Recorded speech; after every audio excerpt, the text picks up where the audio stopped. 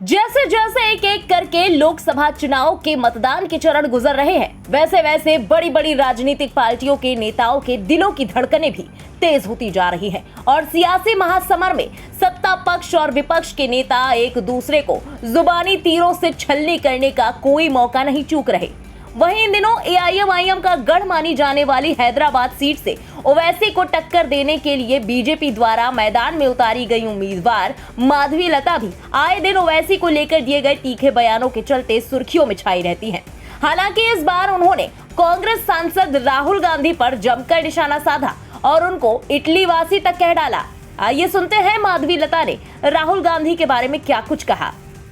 इस मुद्दे में एक ही बात कहना चाहती हूँ। पहले राहुल गांधी जो है कॉन्स्टिट्यूशन शायद वो पढ़ते नहीं है, क्योंकि बेचारे इटली वासी है। वो तो ज्यादातर अपने भारत देश में तो रहते नहीं है, वो सिर्फ इलेक्शन के दरमियान ये आके जाते रहते हैं। तो पहले उनको कॉन्स्टिट्यूशन को अच्छी तरह से पढ़ना चाहिए। दूसरी बात, उनको प्रधानमंत्री मोदी जी का हर कार्यक्रम को बारे में इंफॉर्मेशन रखना चाहिए, क्योंकि प्रधानमंत्री मोदी जी एक ऐसे मात्र प्रधानमंत्री हैं जिन्होंने अंबेडकर जी का बहुत ही मर्यादा पूर्वक से नमन ही नहीं करते हैं, लेकिन उनके लिए एक ऐसा स्थान अंतर्जातीय स्थल पे दिए थे जिसके वजह से सभी पहचाने कि वह लिखे हुए राज्यांग कॉन्स्टिट्यूशन का कितना अहमियत है। वो पहले ऐसे एकमात्र प्रधानमंत्री जी है जो कॉन्स्टिट्यूशन राज्यांग को लेकर पार्लियामेंट में एक ऐसा पुस्तक के जैसे स्थान दिए, जैसे एक भगवत गीता को देते हैं, जैसे कुरान को देते हैं, जैसे बाइबल को देते हैं, जैसे गुरु ग्रंथ साहब का वो पुस्तक को देते हैं, उस दर्जा और स्थान उन्होंने पार्लियामेंट में इस कॉन्स्टिट्यूशन को दिए है। और वो एकमात्र ऐसा प्रधानमंत्री है जिन्होंने एक दलित स्त्री मुर्मू जी को उन्होंने प्रेसिडेंट ऑफ दिस कंट्री, इस देश का बनाए हैं।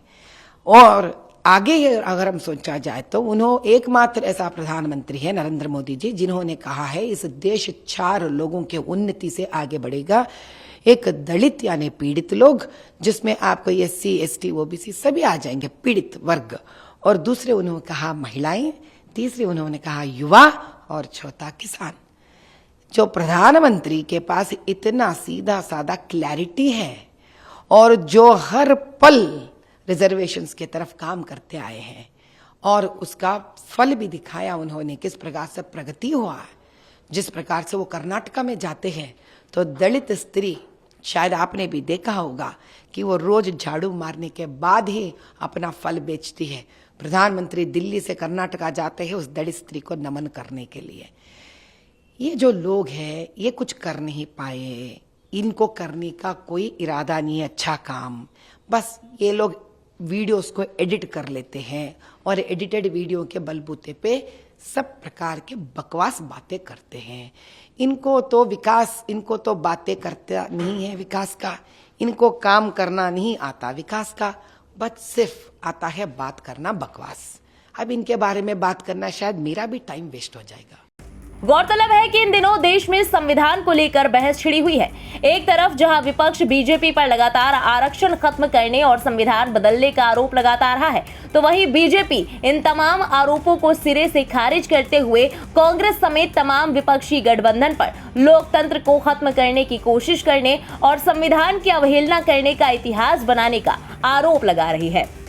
बताते चले कि इस बार हैदराबाद लोकसभा सीट पर पूरे देश की निगाहें हैं। यहाँ मुकाबला एआईएमआईएम के असदुद्दीन ओवैसी और बीजेपी की माधवी लता के बीच है। हैदराबाद लोकसभा के तहत आने वाली 7 में से 6 विधानसभा सीटों पर ओवैसी की स्थिति काफी मजबूत है। इस लिहाज से माधवी लता इस सीट के लिए नया चेहरा है।